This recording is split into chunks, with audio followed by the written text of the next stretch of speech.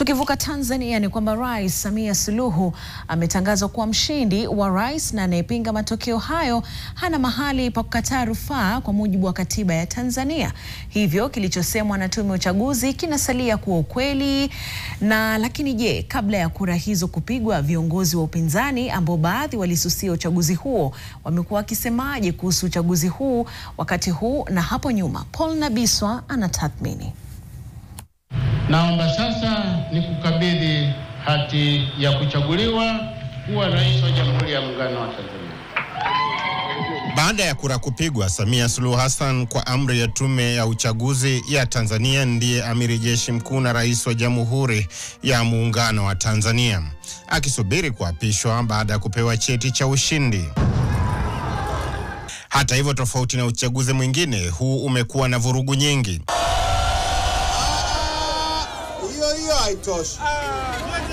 Chama kikuu cha upinzani cha Maendeleo na Demokrasia, Chadema, kilifungiwa nje baada ya kukataa kutia saini mkataba wa kanuni za uchaguzi. Wamesema kitu kimoja sahihi hapa. Wanasema hivi, msimamo huu unaashiria uasi. Ni kweli. Ni kweli. Kwa sababu tunasema tutazuia uchaguzi, tutahamasisha uasi. Kwa hiyo tunaenda kukinukisha. Na akawaonya waliokuwa vuguvugu ndani ya chama. Huu uchaguzi tutavuruga huu uchaguzi. Kama ulikuwa unafikiria kuwa mbunge Oktoba au Novemba, sahau. Hata hivyo, Lissu alipoendelea kuhamasisha umma kutoshiriki katika uchaguzi wa Oktoba 29,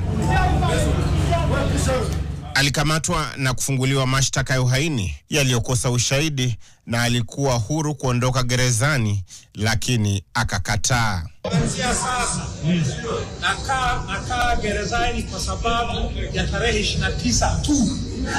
Kesi imekwisha.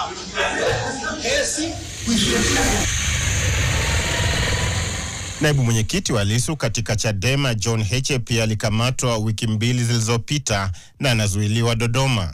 Kutokana na uchaguzi huo, vurugu zimeenea katika upeo wa juu. Katika uchaguzi tangulizi kama ule wa mwaka 2020, Lissu alikataa matokeo na kusema kuwa chama tawala kilikuwa kimeiba kura. Haukuwa uchaguzi kwa standard yoyote ya uchaguzi, hata kwa sheria zetu kama zilivyo. Huu haukuwa uchaguzi.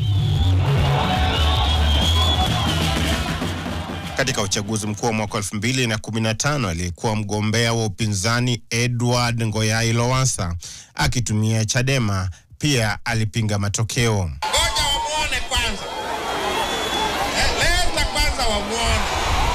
Kukomesha vurugu Tanzania wakati huu imekuwa ni kazi kubwa kama samaki kupanda mti, na jumuiya ya kimataifa itahitaji maarifa zaidi kushauri ama kuingilia kati yaliyomo Tanzania ambayo yanaathiri kanda za Afrika Mashariki, yani EAC, na ile ya nchi za kusini mwa Afrika, yani SADC, ambayo Tanzania pia ni mwanachama.